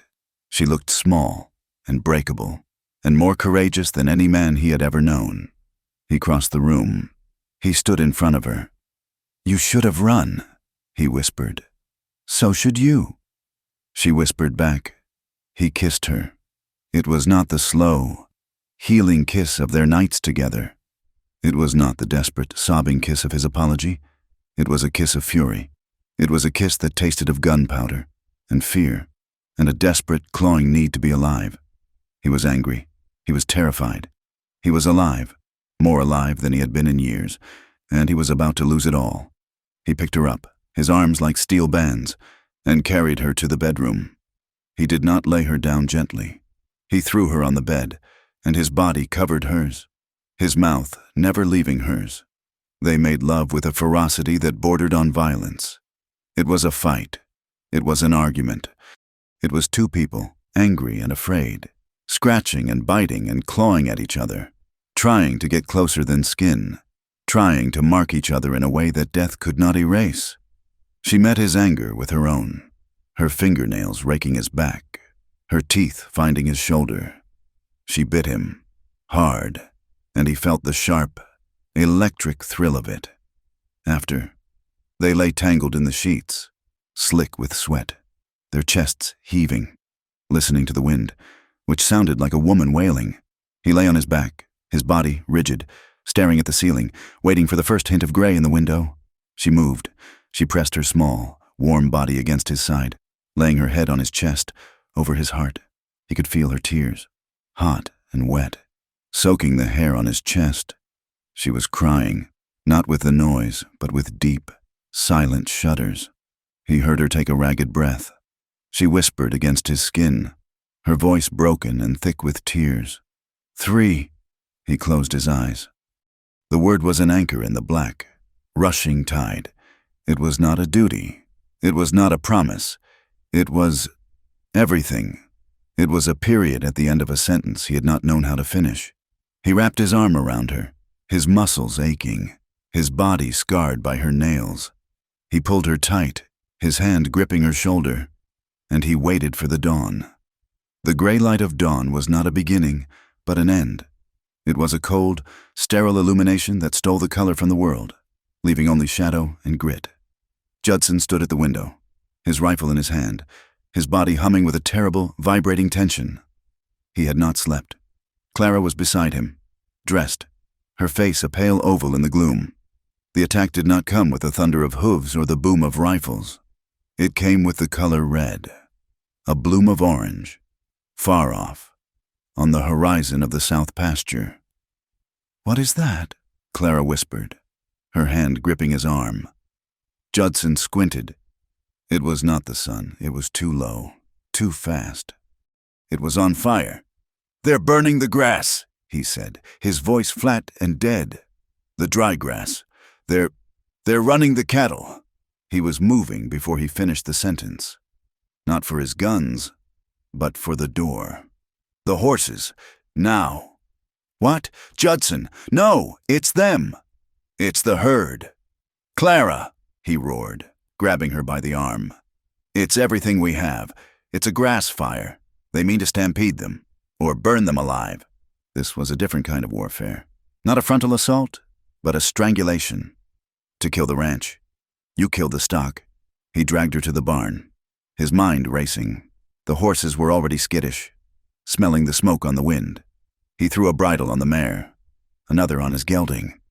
"Ride to the West Canyon," he ordered, throwing her into the saddle. "Get low, get behind the herd, turn them north. I'll take the east flank. We have to circle them. Yell till your throat bleeds. Judson, it's a trap," she cried, her hands twisting in the reins. "It's a fire," he yelled back, "and they are burning us alive. Now, ride." He slapped the mare's rump, and the horse leaped forward. He mounted his own and galloped into the dawn, the acrid smell of smoke filling his lungs. They rode into hell. The fire was moving fast, a crackling, snapping wall of flame devouring the parched landscape. The cattle were bawling, a sound of mass terror, running blindly from the smoke. Judson and Clara were two small figures against an inferno, screaming themselves hoarse, riding through the choking, blinding smoke. They were not husband and wife. They were not lovers. They were partners, fighting a single, monstrous beast. It took 2 hours. 2 hours of terror and exhaustion. But they did it. They turned the herd. They pushed the panicked, soot-covered animals into the safety of the wide, rocky creek bed, where the fire could not follow. They sat their horses, their chests heaving, their faces black with soot. They had saved most of them. And then Judson looked back toward the house. A different column of smoke was rising, a thick, black, greasy plume. It was not the clean, fast smoke of burning grass. It was the smoke of pine and hay. "No," he whispered. "Judson?" Clara's voice was a thin thread of fear. He did not answer. He kicked his horse, already exhausted, into a desperate, lung-bursting run. He knew what it was before he saw it. The barn. They had been tricked. The fire in the pasture was a diversion, a way to draw them out, to leave the heart of the ranch undefended. He crested the rise. The barn was a roaring tower of flame, the roof already collapsing inward. The horses he had left inside, the 2 old geldings, were screaming. It was a sound Judson would hear in his nightmares for the rest of his life, a sound of pure, unadulterated agony. Ethan Dugan and his men were there. They were sitting on their horses, just outside the range of the heat, watching it burn. They were laughing when they saw Judson. Ethan Dugan raised his hat in a mock salute. "Morning, Hale," he shouted, his voice carrying over the roar of the flames. "Just cleaning up the place for you." Judson let out a sound. It was not human. It was a primal scream of rage and grief. He dropped the reins and raised his rifle, firing from the saddle, a wild, unaimed shot. The Duggans just laughed. They were not there to fight. Not yet. They were there to wound. Ethan blew a mocking kiss toward Clara, who had ridden up beside Judson, her face a mask of white horror. "We'll be back in the house," Ethan called. "And for the pretty new wife." They wheeled their horses and galloped away, their laughter mixing with the screams of the dying animals. Judson slid from his horse. He walked toward the inferno, his rifle hanging limply at his side. He was numb. The fire was so hot it seared his eyebrows. The barn, the one his father had built with his own hands, was gone. The horses were silent now. He just stood there, watching his world turn to ash. Clara came and stood beside him. She did not touch him. She just stood there, a silent witness, when the roof caved in completely, sending a shower of sparks into the sky. Judson turned. He walked, not to the house, but to the water trough. He plunged his head into the cold water, washing the soot from his face. When he emerged, his eyes were clear, and they were the color of stone. He walked back to the house. He strode into the kitchen, where the table was still covered in his weapons. He ignored the sharps. That was a long-range rifle. This was close. He strapped his gun belt on, the weight of the revolver familiar and comforting. He picked up the Winchester. He began to check the loads again, one by one, his movements methodical, clean. Clara followed him. "Judson, what are you doing?" "What I should have done last night," he said, his voice a low growl. "They're riding to town, to the saloon, to brag. I'm going to meet them there." "No!" She grabbed his arm, the one holding the rifle. "Judson, no, you cannot. That is murder." "That was justice," he snarled, nodding toward the smoldering ruins. "What they did. This is just pest control." "Judson, listen to me," she begged, her voice frantic. She was crying now, the tears cutting clean paths through the soot on her cheeks. "It is just a building. It is just wood. We are alive. The cattle are alive. We can rebuild. We can leave." "I am done running," he said, and he tried to pull his arm from her grasp. "This is not running. This is living," she screamed at him. "Do not go back to violence. Please, Judson, do not let them make you a killer again. For me, please, do not do this to me." "They will be back, Clara," he said, his voice softening just a fraction. "They said it. They will be back in the house. They will be back for you. I have to end this. We will end it together. Not like this. Not in a saloon. Like a common butcher. There is no other way." He gently, but firmly, pried her fingers from his arm. He turned to the door. This was it. He was going to walk out, and he was not going to come back until he or the Duggans were on the ground. "I am pregnant." The words were a whisper. He stopped, his hand on the door latch. The world, the roar of the fire, the pounding in his head, it all went silent. "What?" he said, his back still to her. I am with child," she said, her voice shaking, but growing stronger.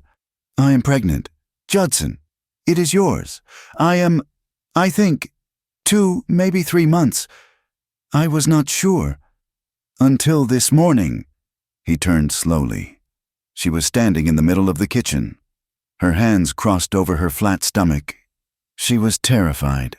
She was not just telling him, she was using it. It was the only weapon she had left. Judson stared at her belly, a child, a life. Here, in this hell. He looked at the rifle in his hand. He looked at the gun on his hip. He looked at the ashes drifting past the window. A child. His child. He fell to his knees. The rifle clattered to the floor. He did not fall like a man in prayer. He fell like a man whose legs had been cut out from under him. He dropped his head, his hands covering his face. "God," he whispered, the word a choked, broken sound. "Oh, God, forgive me." He was not asking forgiveness for the Duggins. He was asking forgiveness for this, for bringing a new, innocent life into his cycle of blood and ash, for being a man who was about to make his child fatherless before it was even born. Clara was at his side in an instant, her arms around his head, pulling him against her. He was kneeling, and she was standing, and he was clinging to her waist, his face pressed against her stomach, against the new, impossible life hidden there. "It is all right," she whispered, her hands stroking his hair, though she was the one trembling. "It is all right. Husband?" "No," he mumbled to her. "No, it is not." He stayed there for a long time, kneeling on the kitchen floor, holding his wife. The rage was gone, scoured out of him, replaced by a vast, cold, and primal fear. It was not his own life he was afraid of losing anymore. "They will be back," he said finally, his voice muffled. "I know," she said. He pulled back, his hand still on her waist. He looked up at her. "They will be back, tonight or tomorrow. They will come to finish the job. Then we will not be here," she said. "We will not run," he said, his voice hard. "We will not run." She agreed. He stood. He picked up the rifle, but it felt different in his hands. It was not a tool of vengeance.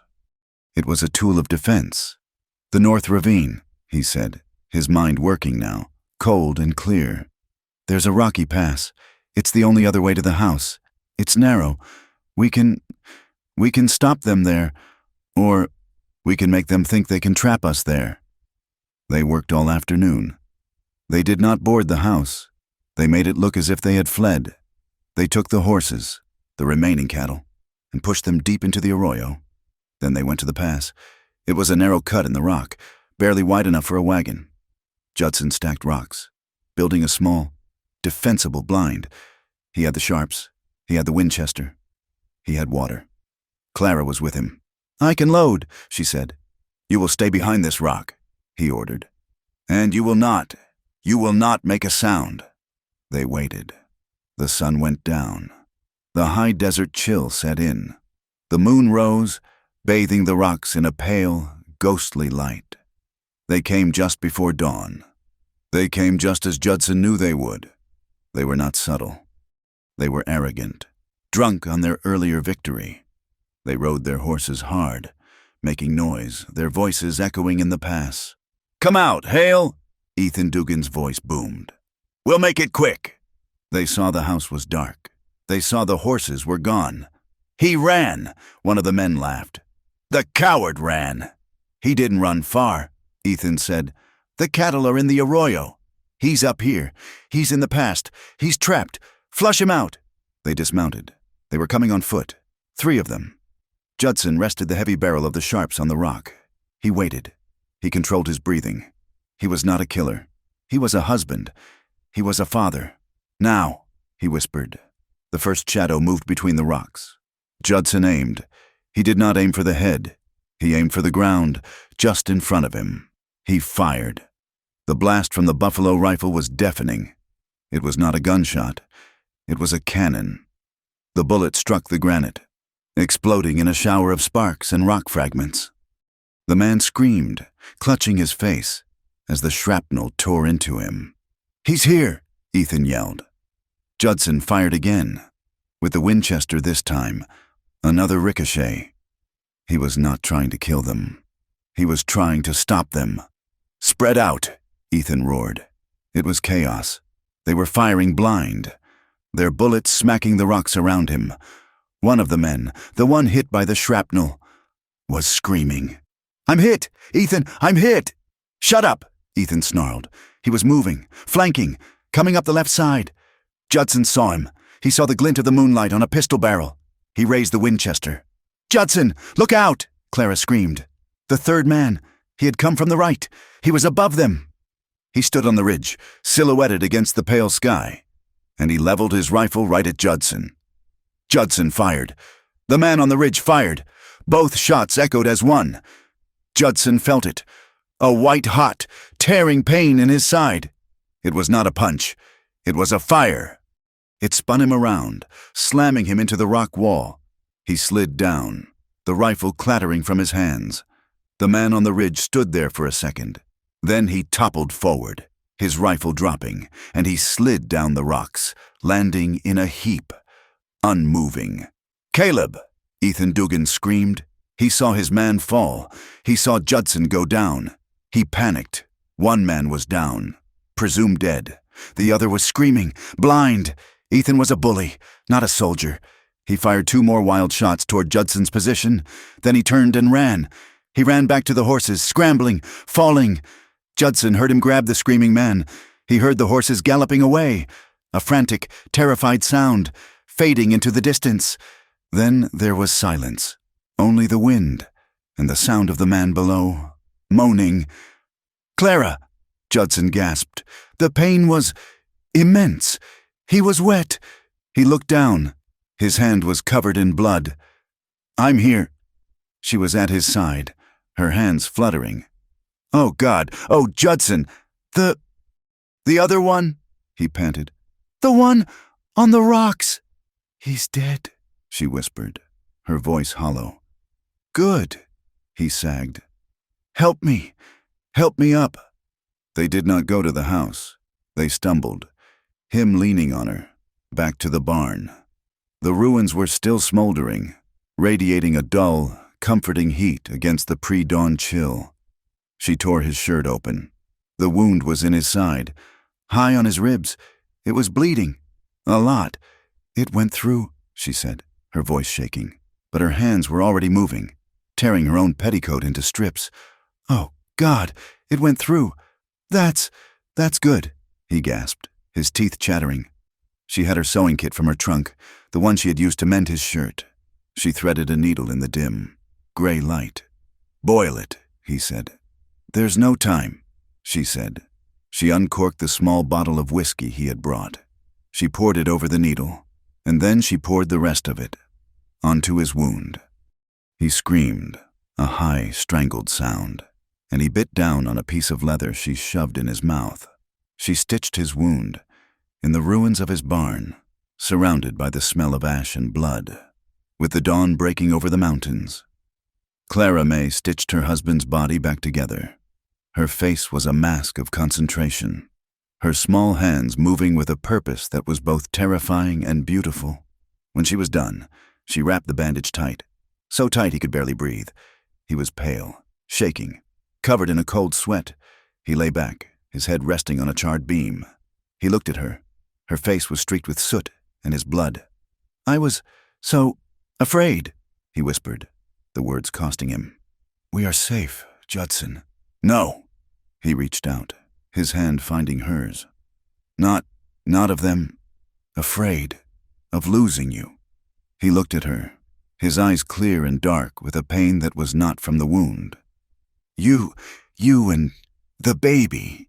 Clara's face crumpled. She brought his bloody, grimy hand to her cheek. "Then you better listen to me, Judson Hale," she whispered, her voice thick. "You are not allowed to die. You better love me 3 times a day, every day. You promised." He tried to laugh, but it came out as a cough. A hard bargain. Wife. The hardest." She agreed. Winter was coming. The first snows dusted the high peaks, but the ranch was not dead. They rebuilt. Judson was weak, his side a constant, nagging pain, but he worked, he limped. He taught Clara how to mix mud and straw for the adobe. They were not rebuilding the grand barn. They were building a smaller, stronger, smarter structure. Clara was different. She was not the pale, terrified widow. She was not the defiant, bartering survivor. She was the matriarch of the ranch. She hung laundry, her belly just beginning to show a small, gentle curve, and she hummed. Her low, sad lullabies were gone, replaced by hymns and dance hall tunes she must have heard somewhere. She was humming. Deason would stop his work, listening, and the sound of it, the simple, mundane joy of it, would fill the holes in him. One evening, they sat on the porch, wrapped in blankets, watching the early, purple sunset. "If it's a boy," Judson said, his voice quiet, "we'll name him after my father, Elias." Clara looked at him. Her dead husband's name. "No," she said gently. "Your father was John. We will name him John. Or maybe Micah." Judson looked at her, stunned. "A new Micah," she said. "A good one." Judson thought about it. He nodded. "And if it's a girl?" Clara smiled, a small, secret smile. "I was thinking Hope or Faith." "No," Judson said, a grin touching his own lips for the first time in what felt like a lifetime. "If it's a girl, I want her to be as mean as you." She laughed and punched him in his good shoulder. Later that night, he filled the horse trough with water heated on the stove. The stars were brilliant, thick as spilled salt. In the cold, black sky, they bathed together. The water was hot, the steam rising around them. He was awkward, his wound pulling. She washed his back, her hands gentle over the old scars, over the new stitches. He turned, facing her. He looked at her body, the small, proud swell of her stomach. He leaned down, his lips moving through the water, and he kissed her belly. He kissed the life inside. Clara's hands came up. She cupped his face. He was all scars and angles and hard, worn lines. She leaned forward. She did not kiss his lips. She kissed the puckered, ugly bullet scar on his shoulder. She kissed the scar on his chest. She kissed the man who had been broken, and who was, piece by piece, being made whole. The first snow did not drift down gently. It arrived with the violence of a hammer blow. It was November, early for the high country, but the sky turned the color of a bruised plum in the middle of the afternoon, and the temperature plummeted until the very air seemed to snap and hiss. By nightfall, the wind was shrieking down the canyon, driving ice crystals that cut like glass. Inside the rebuilt house, the world was shrunk down to the circle of light cast by the kerosene lamp and the radius of heat from the iron stove. Clara sat in the rocking chair Judson had repaired for her, a heavy quilt tucked around her legs. She was 7 months along now, her belly a high, firm mound beneath her dress. She had been humming earlier, a tune about a river in the moonlight, but the humming had stopped an hour ago. Judson was cleaning his revolver at the table, a habit that had become more meditation than maintenance. He watched her from the corner of his eye. She was restless. She shifted in the chair, wincing, her hand going to her lower back. "Is the fire too hot?" he asked, setting the gun cloth down. "No," she said. Her voice was tight. "It is the wind. It makes the baby jump." She lied. He knew she lied. He saw the way her knuckles turned white where she gripped the armrest. He stood up, abandoning the gun, and walked to her. He placed his hand on her stomach. The child was indeed moving, but there was a rigid tightness to her muscles that felt wrong. "Clara," he said, his voice low. She looked up at him, and her eyes were wide, dark pools of fear. "It hurts, Judson. It is squeezing. Low down. It comes and goes." Judson felt the blood drain from his face. He knew cattle. He knew horses. He knew that when a mare started straining 2 months early, the foal usually did not survive, and often, neither did the mother. "It's too soon," he whispered. "I know," she gasped, and then her face contorted. She doubled over, a sharp, guttural sound escaping her throat.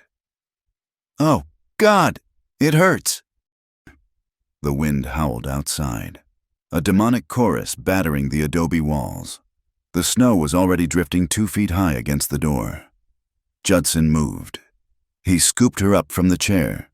She was heavier now, solid with life, but he lifted her as if she were made of feathers. He carried her to the bed, tucking the quilts around her. "Stay warm," he ordered. "Do not move." "Where are you going?" She gripped his wrist, her fingernails digging in. "Judson, do not go out there. You will die in this." "I'm going to get Mrs. Gable," he said. Mrs. Gable was a midwife who lived in a small settlement near the old mine, 8 miles to the east. 8 miles in a blizzard was a death sentence for a fool, for a desperate man. It was a necessity. "No," Clara cried, pulling at him. "You cannot. The drifts. The horse. Judson, please, stay with me. If I lose it, I cannot be alone." He leaned down and kissed her forehead. His lips were cold, his face set in lines of granite. "You will not lose it, and I will not lose you. I am too selfish to let you go. Clara May, I will be back." He pulled away, grabbing his heavy buffalo coat, his hat, and a coil of rope. He went out into the white blindness. The barn was warmer than the outside, but not by much. The mare, Lady, whinnied nervously as he entered. She smelled the storm and his anxiety. He saddled her in the dark, his fingers numb and clumsy on the buckles. He did not take the saddlebags. He needed speed. He mounted inside the barn and rode out into the teeth of the gale. The wind hit him like a physical solid. It tore the breath from his lungs and blinded him instantly. There was no road. There was no sky. There was only swirling white chaos. He bowed his head, burying his face in the horse's mane, trusting the animal's instincts more than his own. "Go on, girl," he yelled, though the wind snatched the words away before they left his lips. "Find the way." The journey was a blur of freezing misery. Twice, the mare stumbled in a drift that came up to her chest, and Judson had to dismount, slogging through the snow to lead her, his legs burning, his bad shoulder aching with a deep, throbbing rhythm. He lost all sense of time. It might have been an hour. It might have been a week. He navigated by the slope of the land and the feel of the wind on his left cheek. He thought of Clara. He thought of the chain he had once used to bind her. Now, he was bound to her by something far stronger and more terrifying. If she died, if the child died, the silence that would descend on the ranch would not just be quiet. It would be the end of the world. He saw the light of the settlement only when he was nearly upon it, a faint, yellow smudge in the gray swirling void. He rode the exhausted horse right up to the porch of the small cabin and hammered on the door with a frozen fist. Mrs. Gable opened it, holding a lantern high. She was a woman built of gristle and iron, with gray hair braided tight against her skull. She took one look at Judson, a snowman with wild eyes, and knew. "Who is it?" she barked. "Hale," he rasped. "My wife. The baby. It's coming. It's too soon." Mrs. Gable did not ask questions. She did not complain about the weather. She turned back into the room. "Saddle my mule. I'll get my bag." The ride back was slower. The midwife rode her mule, wrapped in blankets like a bundle of goods, following close in the track broken by Judson's mare. The storm raged on, indifferent to their urgency. Judson felt his strength fading.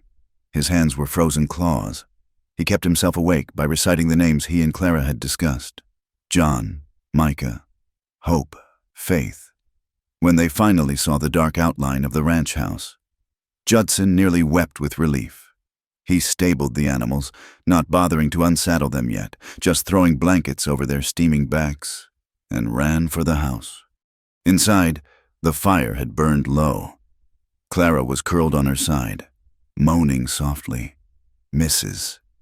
Gable pushed past him, throwing off her coat. She was all business now. She checked Clara, her hands swift and sure. She boiled water. She brewed a vile-smelling tea from herbs she pulled from her bag, black haw and cramp bark. "Make her drink this." "Mrs." Gable ordered Judson. "It tastes like mud, but it will stop the contractions if God wills it." Judson sat on the edge of the bed. He lifted Clara's head. She was barely conscious, her face gray and beaded with sweat. "Drink, Clara," he whispered. "Drink for me." She gagged, but she swallowed. The night was a vigil. Mrs. Gable sat by the fire, smoking a pipe, watching. Judson sat by the bed, holding Clara's hand, measuring her every breath. Slowly, agonizingly. The tea worked. The cramping eased. Clara's breathing deepened into sleep. The storm outside began to howl with less fury, as if recognizing it had lost the contest. Judson did not sleep. He watched the rise and fall of her chest until the gray light of morning crept across the floorboards. Clara survived, and so did the child. But the near disaster left her frail. For 2 weeks, she could not leave the bed. The doctor in her was gone, replaced by a pale, fragile woman who needed help to sit up. Judson Hale, the man who had once lived like a hermit wolf, became a nurse. He cooked. He made broths from the beef he slaughtered, skimming the fat with painstaking care. He baked bread, though his loaves were heavy and lopsided compared to hers. He washed the sheets, boiling them in the copper tub and hanging them by the fire to dry because it was too cold outside. He washed her every morning and every evening. He brought a basin of warm water to the bedside. He sponged her face, her arms, her growing belly. He combed the tangles from her long, dark hair, his large, calloused fingers moving with a gentleness that belied their strength. "You are doing too much," she whispered one evening as he fed her spoonfuls of soup. "I am doing what is needed," he said. "The cattle." "The cattle can eat snow for all I care," he said, scraping the bowl. "You eat this." He saw the way she looked at him. It was not just gratitude. It was a deep, abiding recognition. He was not just the man who protected her with a gun. He was the man who sustained her with a spoon. One night, he sat in the rocking chair, watching her sleep. The fear of losing her had settled into a permanent ache in his chest. But it was a good ache. It meant he had something to lose. He realized then that the ranch, the land, the vengeance, none of it mattered. If the house burned down tomorrow, he would build a lean-to. As long as she was in it, it was a home. Winter eventually lost its grip. The snow receded, revealing the brown, wet earth. The creek swelled with meltwater, singing a loud, rushing song. With the thaw came the news. The story of the fight in the past, of the burning of the barn, and of Judson Hale standing alone against the Duggan clan had traveled. It had been embellished, as Western stories always are, in the retelling. Judson had not just held the pass. He had been a demon of vengeance, invincible and righteous. The townsfolk of San Mateo, who had once whispered that he was a madman who talked to ghosts, now spoke of him with a grudging, fearful respect. He was no longer the crazy hermit. He was the hard man who had driven out the bullies. One crisp March morning, a wagon rattled up the muddy track to the ranch. It was not Jedediah Potts. It was a man Judson did not know. A younger man with a face full of freckles and a nervous smile. Judson walked out to meet him, not with a rifle, but with a pitchfork he had been using to clear the debris of the old barn. "Morning, Mr.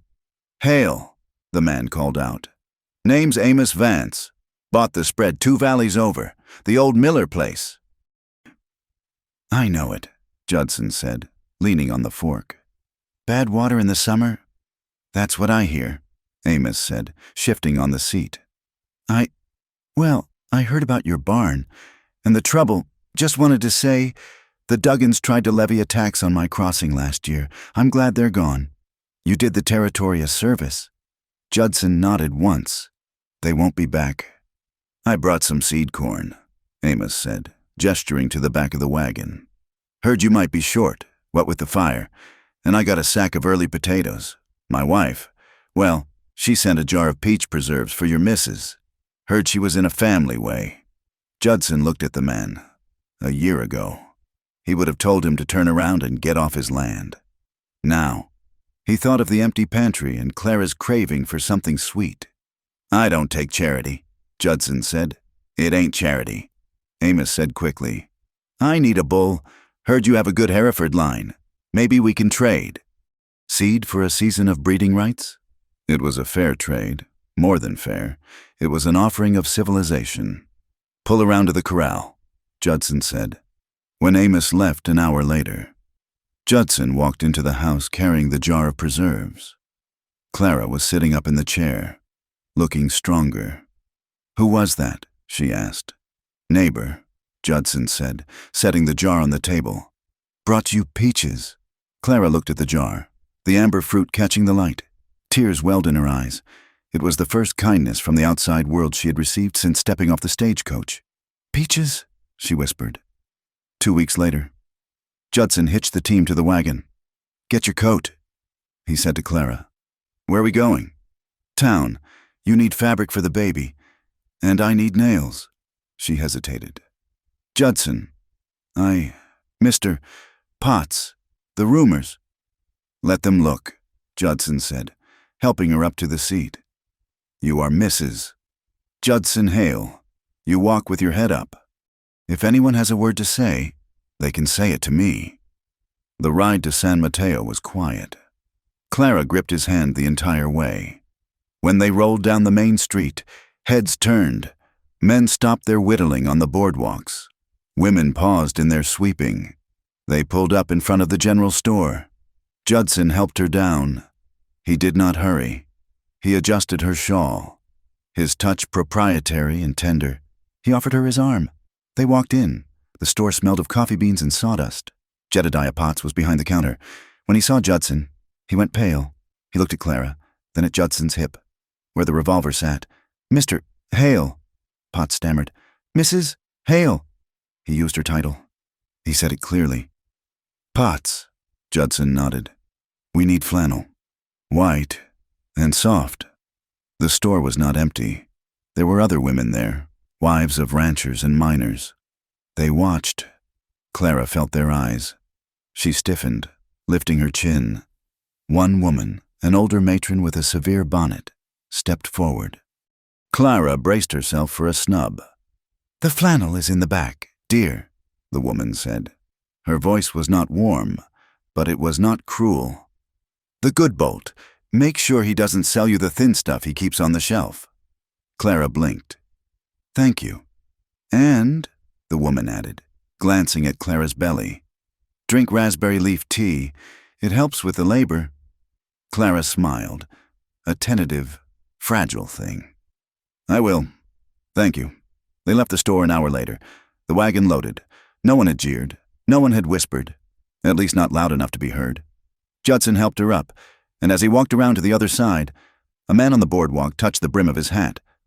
"Morning, Hale?" "Morning," Judson replied. They were not friends. They were not welcomed with open arms, but they were part of the landscape now, respected for their survival, acknowledged for their grit. They belonged. Spring came in a riot of wildflowers. The desert floor turned purple and yellow. The air was sweet with sage. The baby came in the middle of the night in April. This time, there was no storm, only the calm, vast silence of the stars. But the labor was hard. Clara fought for hours, her small body racked with pain. Mrs. Gable was there again, having arrived a week early to stay. Judson was banished to the kitchen. He paced. He walked through a hole in the floorboards. Every cry from the bedroom felt like a knife in his gut. He prayed. He bargained. "Take me," he whispered to the ceiling beams. "Take everything I have. Just let them live." He heard a final, wrenching scream, and then silence. The silence stretched. It went on for 10 seconds. 20. Judson stopped breathing. He moved toward the door, his hand trembling on the latch. Then, a sound. A thin, high wail. A cry of indignation and life. "It's a girl, Mrs." Gable's voice boomed.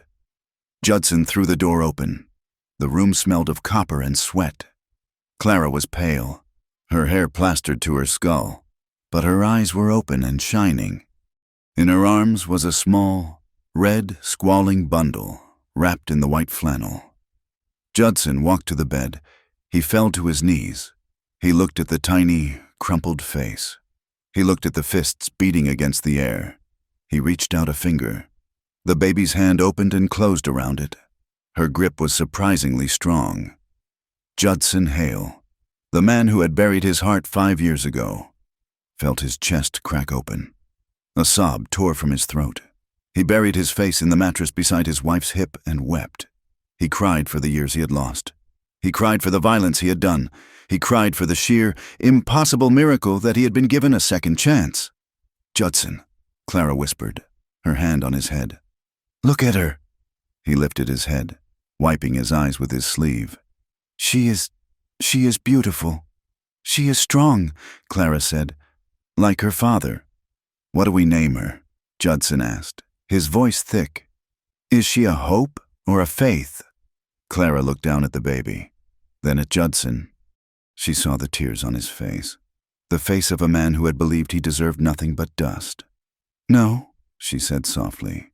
"She is Mercy, because we were spared, and because you showed me mercy when I had nowhere to go, and I showed you mercy when you were lost. Mercy." Judson tested the word. It tasted sweet. Mercy hail. Summer arrived, baking the land into hard gold. The ranch was thriving. The new calves were fat. The garden Clara had planted was producing baskets of beans and squash. One evening in late August, Clara walked out of the house. She carried a small wooden box.